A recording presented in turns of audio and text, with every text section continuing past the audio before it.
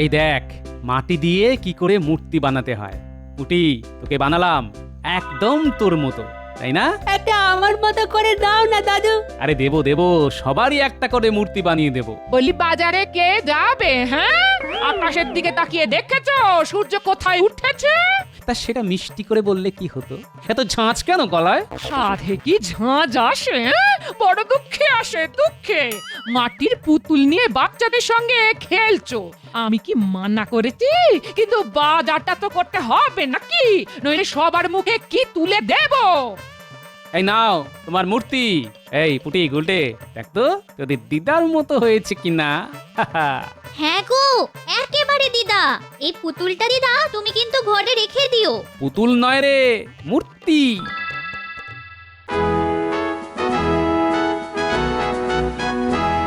বলছি একটা সুখবর আছে, সবাই মন দিয়ে শোনো। সুখবর? মহারাজ, আমার মাসোহারাটা কি বাড়িয়ে দিচ্ছেন? না, ভাবছি কমিয়ে দেব। সভা এত লোক থাকতে শুধু শুধু তোমারটা কেন বাড়াবো? না মানে আমি তো সবার মঙ্গলের কথাই রাত দিন ভাবি, তাই আমার মাসোহারা একটু বাড়িয়ে দিলে ক্ষতি কি? তোমার এই হিংটিং ছট মন্ত্রগুলি একটু সহজ করে দিলে আমরা বুঝতে পারবো যে দেশের মঙ্গল কামনা করছো না অমঙ্গল। মহারাজ, কথা হচ্ছে আপনার সঙ্গে পণ্ডিতের, তার মধ্যে গোপাল কেন নাক গলাচ্ছে? আসলে গোপালের সব ব্যাপারই নাকটা একটু উঁচু, তাই ও চাক বা না চাক, নাক নিজের মতোই তার মধ্যে ঢুকে পড়ে। এভাবে সব ব্যাপারে নাক ঢুকে পড়লে তো বিপদ, তার চেয়ে ওর নাক কেটে দিলেই হয়। আমার নাক কাটতে আসলে কিন্তু কান কাটা যাবে, সেটা কিন্তু মনে রাখবেন মন্ত্রী মশাই। না না না না, এখন আর নাক কান কিছুই কাটা যাবে না। একটা কাজ আছে, বেশ কঠিন কাজ। মহারাজ, কাজটা কি বলুন? বর্ধমানের রাজা আমাকে একটি মূর্তি উপহার দিতে চান। মূর্তিটি সোনার, কিন্তু তার উপরে পাথরের ঢালাই দেওয়া আছে। খুব দুষ্প্রাপ্য সেই মূর্তি, কিন্তু একটাই শর্ত, সেই মূর্তি সেখানে গিয়ে নিয়ে আসতে হবে। রাস্তাটা যে দুর্গম তা আমরা তো সকলেই জানি, আর সোনা আছে জানতে পারলে ডাকাতরা হামলা করতে পারে, মূর্তি চুরি করে নিয়ে যেতে পারে। তাই ভাবছি আমাদের গোপালকেই পাঠাবো, দেখা যাক না ও বুদ্ধি দিয়ে এই কাজটা করতে পারে কিনা। এ আপনি কি বলছেন মহারাজ? গোপাল ওই দুর্গম পথ ধরে বর্ধমান যাবে, আবার মূর্তি নিয়ে ফিরেও আসবে? সেটা কি গোপালের পক্ষে সহজ হবে? না না না, আমি আপনার এই সিদ্ধান্তে মত দিতে পারলাম না, আমাকে ক্ষমা করবেন মহারাজ। মহারাজ, আমি গণনা করে দেখেছি গোপালের কপালে শনি নাচছে, তাই আপনি নিশ্চয়ই গোপালকে হারাতে চান না। গোপাল আপনার চোখের মণি। না না পণ্ডিত, তুমি যখন গণনার কথা বললে তখন শুধু শুধু গোপালকে আর কেন বিপদের মধ্যে ফেলবো? তার চাইতে মন্ত্রী যাক, দেখো মূর্তি যেন অক্ষত অবস্থায় আমার কাছে আসে। মূর্তি আমি বুকে করে নিয়ে আসব, সে ব্যাপার নিয়ে আপনাকে চিন্তা করতে হবে না। তবে আমার সঙ্গে পণ্ডিত গেলে আমার একটু সুবিধে হতো। ডাকাত পড়লে ও মন্ত্র পাঠ করলে বিপদের হাত থেকে রক্ষা পাওয়া যেত। মন্ত্রী মশাই যখন বলছেন বুকে করে নিয়ে আসবেন, তখন তিনিই যেন আনেন। তবে বুক থেকে কিন্তু মূর্তি মাটিতে নামাবেন না, বিপদ হতে পারে।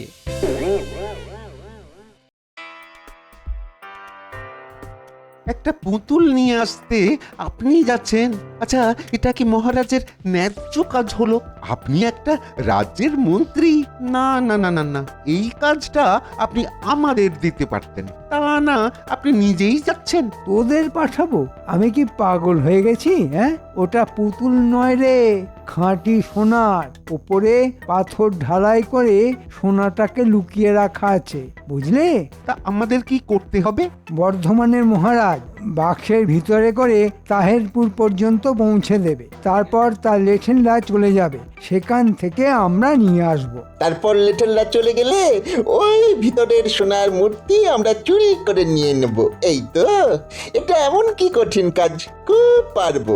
তবে আমাদের যদিও সোনার উপর কোনো লোভ নেই, তাই মূর্তিটা আপনি নিয়ে নেবেন। তবে আগে আমাদের মোহরগুলো যদি দিয়ে দেন তবে ভালো হয়। মোহরের ওপর এত লোভ থাকা ভালো নয়, লোভে পাপ, পাপে মৃত্যু, বুঝেছিস?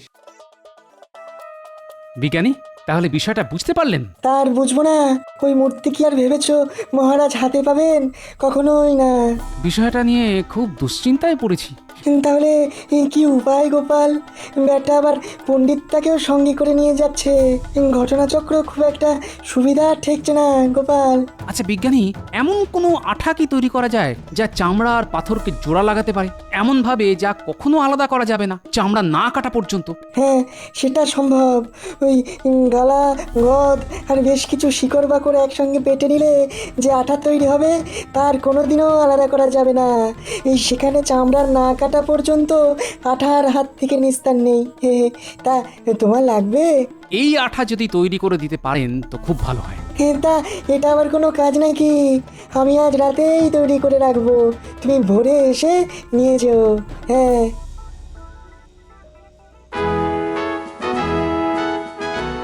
তাহলে মন্ত্রী, তুমি কবে নাগাদ বর্ধমান রওনা দেবে? ভাবছি কাল প্রত্যুষেই রওনা দেব।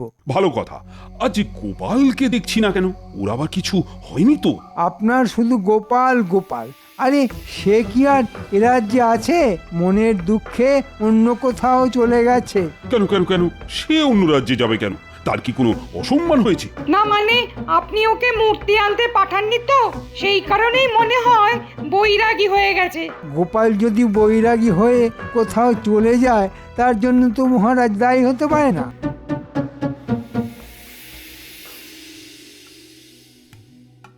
কাউকে কিচ্ছু জানিয়ে আসেনি, খুব ভালো কাজ করেছি। দেওয়ালেরও কান থাকে। মহারাজ হয়তো খোঁজ করবেন, কিন্তু তিনি জানবেন কোথা থেকে? যাই হোক, মন্ত্রী আর পণ্ডিত পৌঁছানোর আগেই বর্ধমানে পৌঁছতে হবে। গোপালের কি কাজ সেটা তোমরা বুঝবে না। গোপাল বুদ্ধি দিয়ে নিরস্ত্র অবস্থায় একটা গোটা সেনাদলকে পরাস্ত করতে পারে, যা তোমাদের সাধ্যের মধ্যেই নেই। তাহলে মহারাজ আমাদের না পাঠিয়ে গোপালকে পাঠানোই বুদ্ধিমানের কাজ হতো। থাক, তোমাকে আর পণ্ডিতি করতে হবে না। গোপাল কোথায় গেছে সেটা না জানা পর্যন্ত আমার উৎকণ্ঠা তো থাকবেই। তাহলে কি মহারাজ গোপাল না ফেরা পর্যন্ত আমাদের বর্ধমান যাওয়া স্থগিত রাখা হবে? সম্ভব হলে তাই করা যেত, কিন্তু সময় মতো বর্ধমানে পৌঁছানোটাও তো খুব জরুরি।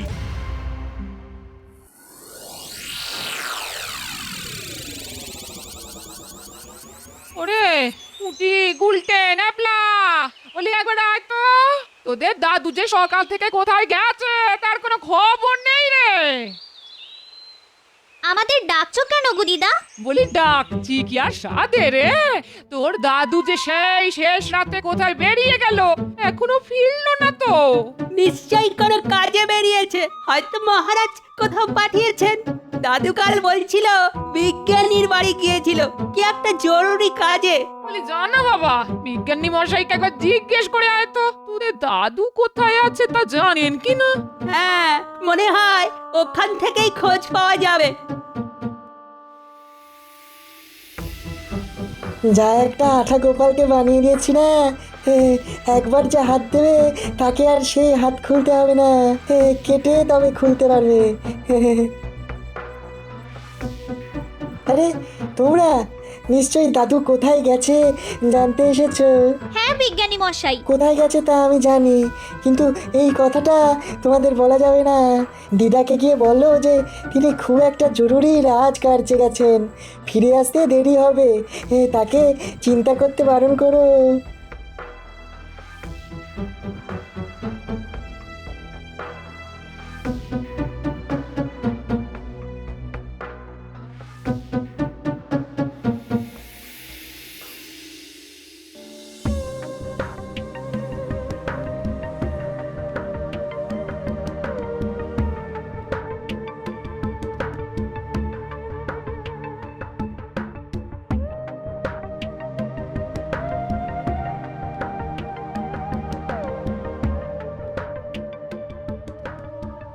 আচ্ছা, মন্ত্রী তো এখানেই আমাদের থাকতে বলে গেছিল। আয় আয়, একটু জিরিয়ে নেই বরং, আয়। আর জিরোনো ভাই, মোহরের বেলায় ঢং ঢং, অথচ সব খারাপ কাজই মন্ত্রী আমাদের দিয়েই করিয়ে নিচ্ছে। এটা কোনো কাজ হলো? একটা পুতুলের জন্য আমাদের এত দূর নিয়ে এলো। আহা, পুতুল না রে, পুতুল না, মূর্তি। ভিতরে নাকি অনেক সোনা আছে। শোনা না ঘন্টা আছে, থাকলে কি আর আমাদের পাঠাতো, বাটা নিজেই একা আসতো। তোর কি মাথা খারাপ হয়ে গেছে? হ্যাঁ, পাথরের মূর্তি কেউ এত দূর একা আনতে পারতো, সঙ্গে আবার ওই পণ্ডিতকে এনেছে। হ্যাঁ, বেটা নিজে নড়তে পারে না, বেটার ওই মাল টানার জন্যই আমাদের এনেছে, বুঝলি? তুই কি ভাবছিস মোহর না পেয়ে মাল টানবো? হ্যাঁ, ওই সব পুতুল টুতুলে আমার কোনো উৎসাহ নেই। তবে একটা কথা ভাবছি বুঝলি, শুধু একটা পাথরের মূর্তির জন্য মন্ত্রী এতটা কঠিন কাজ নেবে কেন? নিশ্চয়ই কোনো কিছুর একটা লোভ আছে বুঝলি, সেটা তোর মাথায় আসছে না কেন বুঝতে পারছি না। এই কথাটা তো তুই ঠিক বলেছিস। তাহলে কি করব? এখানেই থাকবো তো, যদি কিছু পাই। এই এই একটা কথা বলি, যদি সোনা থাকে তাহলে তাহলে আমরা কেড়ে নেব। ওই মন্ত্রী কিন্তু আমাদের আটকাতে পারবে না, এই বলে দিলাম তোকে।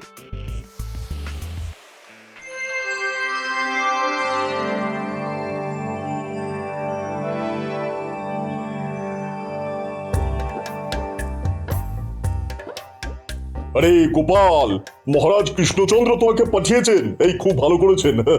এই বুদ্ধি করে নিয়ে যেতে হবে কিন্তু, বুঝেছো?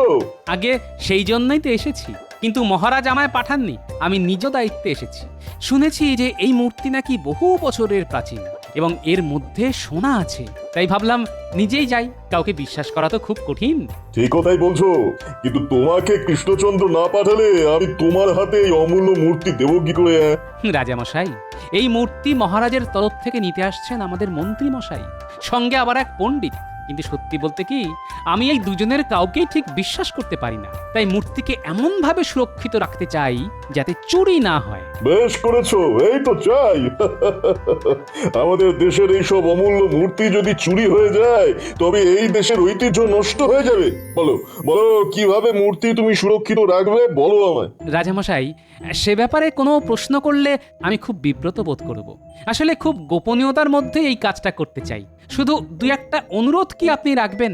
রাখার মতো হলে নিশ্চয়ই রাখবো, বলো কি বলতে চাও। প্রথমত, আমি যে এসেছি সেটা আপনি কাউকে বলবেন না, বিশেষ করে মন্ত্রী আর পণ্ডিতকে। দ্বিতীয়ত, এক রাতের জন্য মূর্তি বিশ্বাস করে আমাকে দিতে হবে। খুব গোপনে আমি এই কাজটা করতে চাই, কেউ যেন সাক্ষী না থাকে। অন্য কেউ হলে আমি অনুমতি দিতাম না, কিন্তু তোমার কথা আলাদা, তাই ইচ্ছে করলে তোমার ঘরে এই মূর্তি তুমি নিয়ে যেতে পারো। আরেকটা অনুরোধ ছিল, মন্ত্রীকে এই মূর্তি হাতে দেবেন না, কোনো মাটির পাত্রে ঢাকা দিয়ে দেবেন। বলে দেবেন যেন রাস্তায় খুলে না দেখে। এটা বলে দিলে তো ওরা নিশ্চিতভাবে খুলে দেখবেই। আমি তো সেটাই চাই মহারাজ।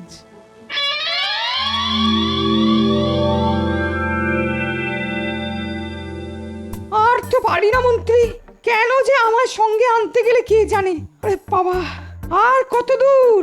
এই দুদিন তো প্রায় না খেয়েই আছি। এই তো এসে গেছি, আর কয়েক ঘন্টার পথ। আরে বাবা, তোমাকে কি সাধে এনেছি? নিশ্চয়ই কোনো কারণ আছে, তাই এনেছি। সময় আসলেই দেখতে পাবে, তোমার লাভ বই ক্ষতি কিছু হবে না, বুঝলে? সেটা আমি জানি, তোমার নিশ্চয়ই কোনো মতলব আছে। ঠিক আছে ঠিক আছে, আমার মাসোহারাটা একটু বাড়ানোর কথা মহারাজকে মনে করিয়ে দিও। তার আর দরকার পড়বে না, তোমাকে মহারাজ আর খুঁজেই পাবে না। তার মানে প্রাপ্তি আছে, তাই তো? হ্যাঁ, তা তো আছেই। গঙ্গা প্রাপ্তি কি আর কম কিছু পাওয়া?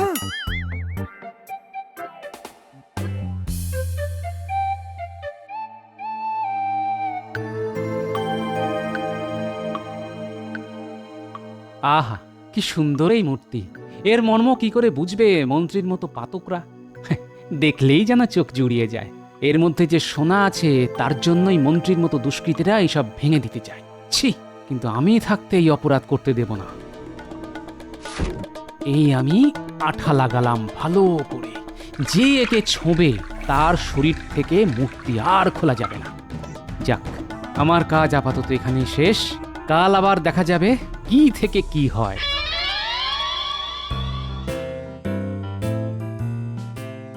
এই না মন্ত্রী, সেই অমূল্য মূর্তি।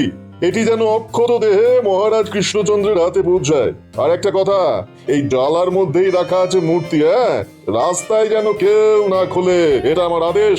আপনার আদেশ শিরোধার্য, এর কোনো অন্যতা হবে না। না হলেই ভালো, এই মূর্তি যেন তোমাদের মহারাজই প্রথম দেখেন, তারপর অন্যরা।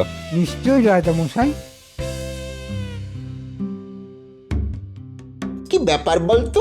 এখনো মন্ত্রীর কোনো দেখা নেই কেন? এত দেরি তো হওয়ার কথা নয়। দাঁড়া দাঁড়া, গাছের উপর থেকে দেখি মন্ত্রী আসছে কিনা।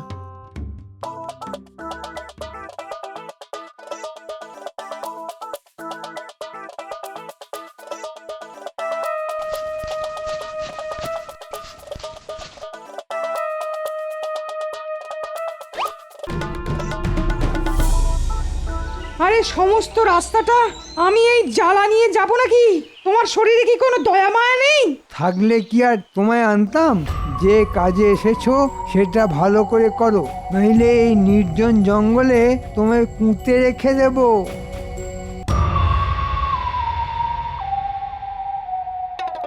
এই বটা, দেখতে পেয়েছি রে, পণ্ডিতের মাথায় চাপিয়ে মন্ত্রী একটা জ্বালা নিয়ে আসছে। পুতুলটা বোধ হয় ওই জ্বালার মধ্যেই আছে। নেমে আয়, আমরা মন্ত্রীর জন্য অপেক্ষা করি।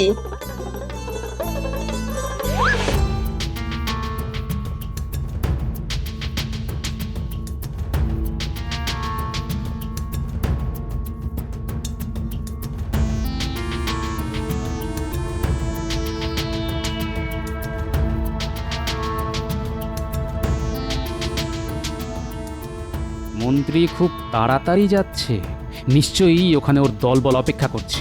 না, আমি আস্তে আস্তে হাঁটি, নইলে ওটা দেখে ফেলবে।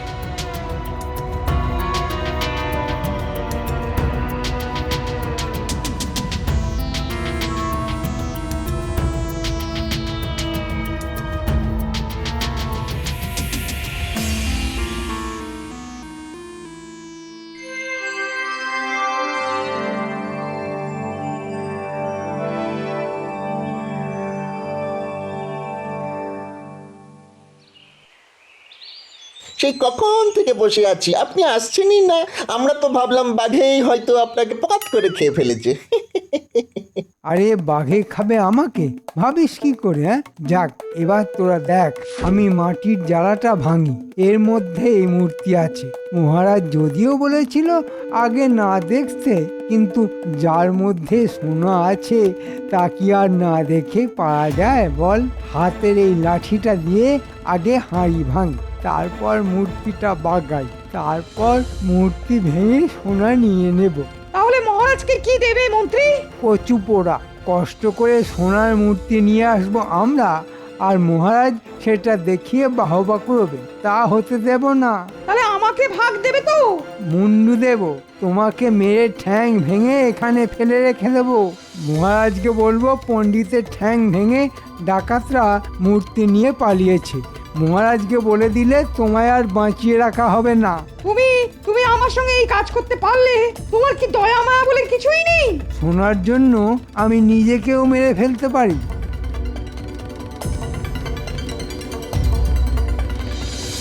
এই আমি হাঁড়ি ভাঙলাম। এবার মূর্তিটা হাতে নিলাম। সোনা দেখা যাচ্ছে মন্ত্রী মশাই? আরে এই পাথর না ভাঙলে সোনার দেখা পাবো কি করে রে গর্ধ? তাহলে ভেঙে ফেলি।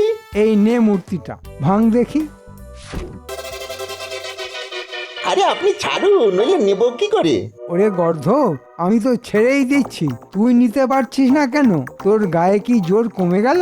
দাঁড়ান, আমি জোরে টানছি, আপনি ছেড়ে দেবেন। এই টান দিলাম।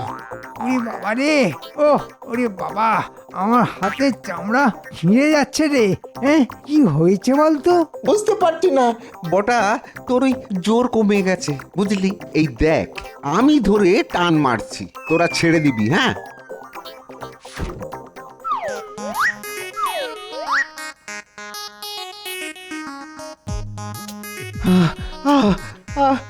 মন্ত্রীমশাই, মন্ত্রীমশাই, এটা মূর্তি নয়, নিশ্চয়ই কোনো ভূত ভর করেছে।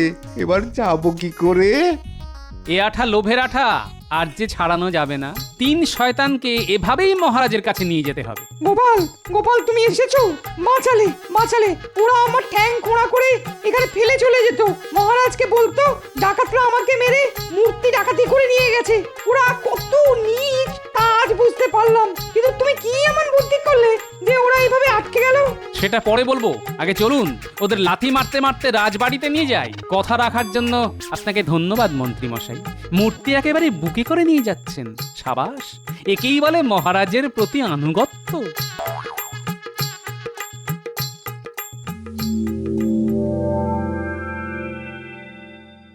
ওহ, এই অসাধ্য কাজটা তুমি কি করে করলে?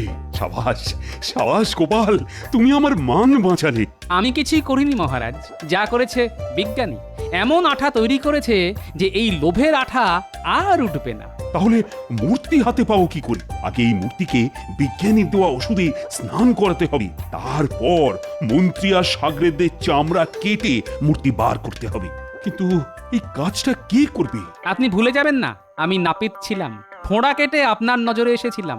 আমাকে অনুমতি দিলে এই কাজটা খুব আনন্দের সঙ্গেই করব মহারাজ।